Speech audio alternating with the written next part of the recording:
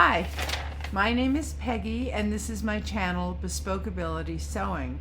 Today is Friday, so it is another episode of Friday Sews. This is my 22nd episode overall, and I'm thrilled to be here, and thank you so much for being here too. Friday Sews was a hashtag created by Jen from Today in Jen's Sewing Room as a way to bring the sewing community together. So thank you, Jen, and thank you for being here. So I had a very busy week, mostly being with my grandchildren, which was wonderful. But I also was able to get a couple things sewn. So the first thing I did was to make a garment from my Think Pink subscription box, and I'll put up a picture of it. I'm not going to go into details about that right now because I did a separate video on Tuesday and I will link that below. But suffice it to say, I love what I made and it fits right into my lifestyle. Now the other thing I made fits right into my lifestyle too. I made the Closet Core Pietra pants, the tapered leg version. This is my second time making them, not including a muslin I did last summer. But last summer I made these out of seersucker and I liked them. And I knew I wanted to make a couple changes, not a whole lot. And at the time I told you that I found the pocket construction just so confusing. Normally I can wrap my mind around various steps in a pattern, but this one I couldn't see it. And so I wanted to think about ways, like tips to give myself to make it more understandable. And I think I succeeded. So first of all, last summer, the pair I made, I added a total of 4 inches in length. And I decided I wanted them a little longer. So this time I added a total of 5 inches to the length. And those are the only pattern adjustments I did. But the big thing I did, let me backtrack just a moment.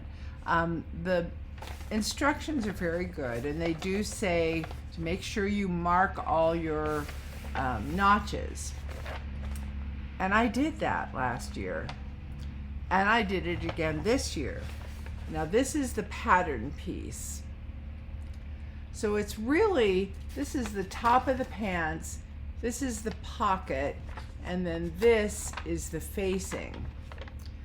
And you attach this part to the top of the side panel, and then you construct the pocket from there.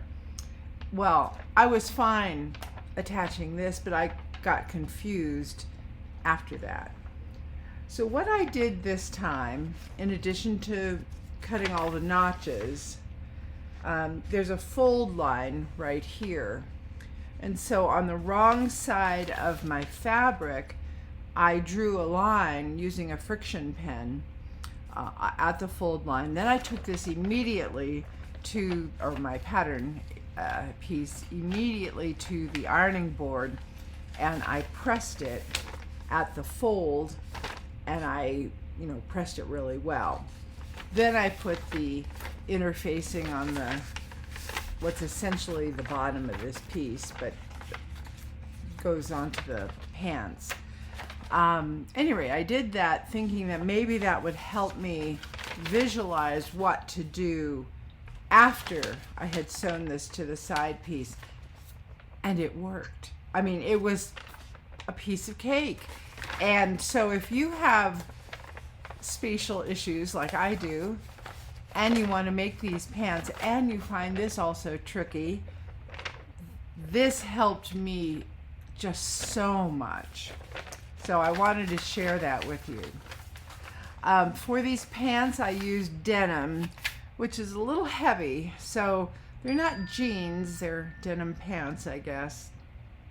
I don't know. It depends on how you define jeans.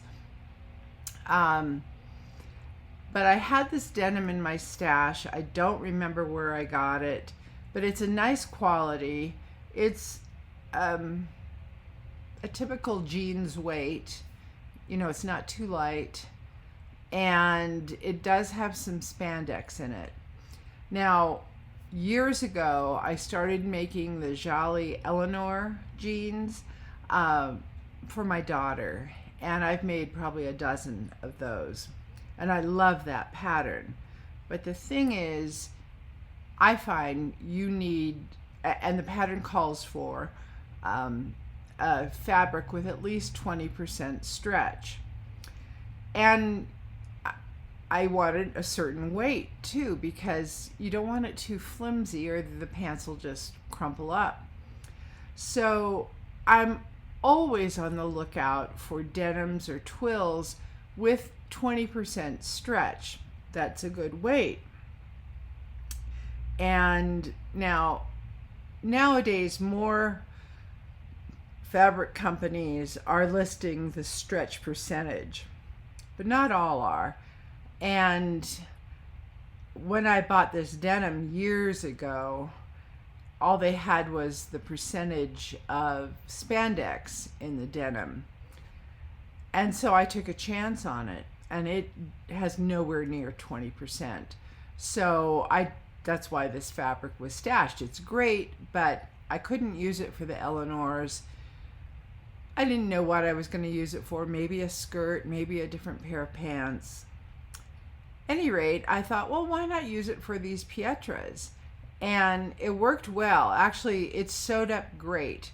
The only problem I had was the back waistband, which has elastic in it. So the front is flat. And here, by the way, I'll show you a picture. These are the Pietras. So I made this version, but longer. And there's also a wide leg version, which I haven't made, but maybe I will. We'll see. At any rate, the only problem I had was the elastic at the back. With the thickness of the denim and the stiffness of the elastic, even though I used denim needles, I broke 3 needles trying to get this elastic top stitch in. Eventually I got it, but it was a little frustrating. But I also think I used too heavy a fabric.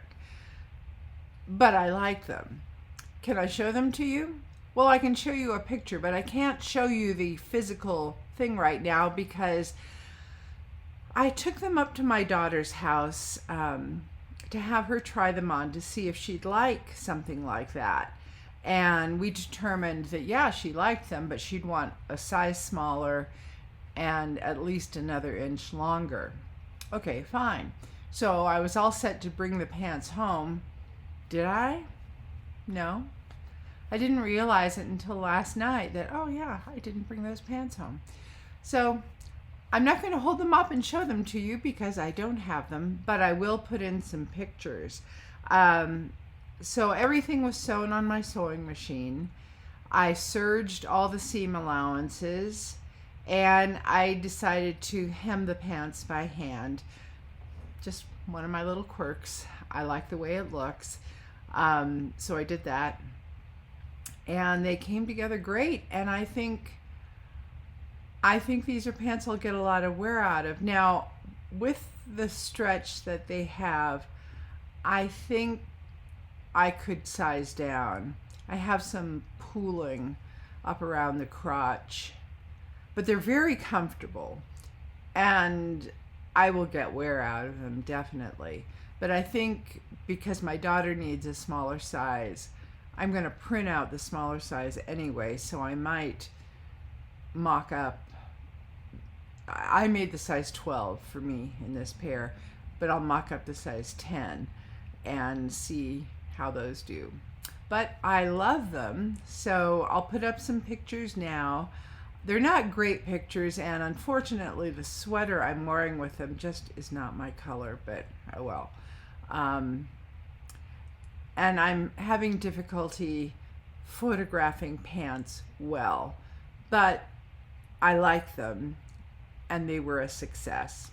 So I'll put up those pictures. And then as far as next week, I see a lot of time with my grandchildren in my future, which is just wonderful.